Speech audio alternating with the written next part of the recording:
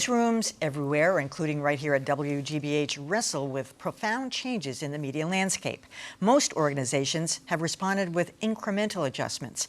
But now the Boston Globe says it's time for an existential re-evaluation. There are no sacred cows. That's the message from Boston Globe editor Brian McGrory. In a lengthy memo to staff, McGrory says irreversible revenue declines require a reinvention of what the Globe does. He lists a number of questions. Do we have the right technology? Is our beat structure outdated?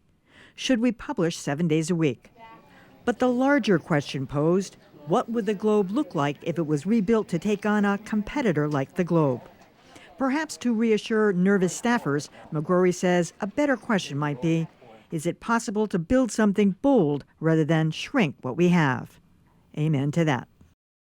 All right, so I thought about this. That was quite a memo. I don't get your reaction, how people responded to it, but I thought we would sort of each offer some suggestions ourselves. But just starting with you, Shirley, it was bold and it was it was really right out there. How did people respond? Well, it was a long note and it had a lot of things. I think people are a little nervous. They're not sure what to make of it. Every time you bring in consultants in from the outside, something bad has happened. In office, sometimes it means you're going to shrink. I mean, immediately that's what people are thinking. My reaction is it's about time. I mean, this is about 10 years too late, in my opinion, that we do a really thorough rethink, reinvention. We cannot continue as is. I mean, we are a very successful regional paper, probably one of the best in the country, and we still haven't figured out the business model. We even have a deep-pocketed billionaire owner who, and we still feel nervous about the future. So I think it's great that we're doing this. I think we need to roll up our sleeves and think of a big bang idea. I mean, it can't be about just mobile technology or doing more online. We have to do something on the scale, transformative, just the way Steve Jobs did with, whether it's the iPad or iPod or iPhone, something transformative. I got to say, I was just going to say, just to be fair to the people who came before in that 10-year span that you were talking about, there was so much uncertainty at your paper, including the question of whether it was going to survive that New York Times Company shutdown threat. So I think that's an asterisk. Who's got a big idea? You know what I'm saying?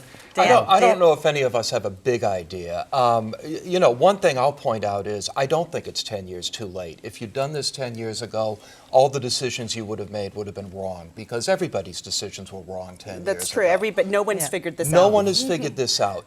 My first idea is everything's going mobile. I mean, mobile is the way people are consuming news.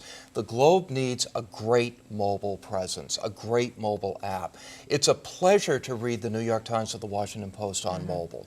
With the Globe, whether you're talking about their responsive website where you constantly need an internet connection, or their mobile app that's based on a facsimile of the print edition, it's not so good. And I think they need a great mobile app, and that's the first thing I would do. I have a content suggestion. Yes. Because I think it's still all about the content. They have great content. I have said for about 10 years, I think like Stat and some other pull-out sections, they need something that's all things media. I think people would eat it up. And I'm not talking about the ratings at Channel 5. I mean everything that media touches.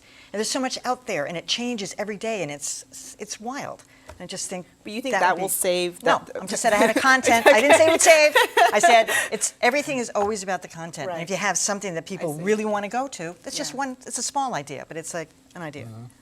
I think I'm picking up on what Dan is saying. The least efficient way to deliver news to people is to print it on paper and send it out in trucks and cars to different neighborhoods. They know that well. That it's already 12 hours too late by the time you get it. So the more you can get away from that, I think, and the sooner you can, the better. I do think that the idea of only printing a few times a week, get rid of the Saturday paper, get rid of the Monday paper, probably get rid of I don't know, maybe Wednesday in the middle of that, but and beef up the online side of it. And then you don't need a Saturday and Sunday paper. USA Today only prints to Friday, and they call that their weekend paper.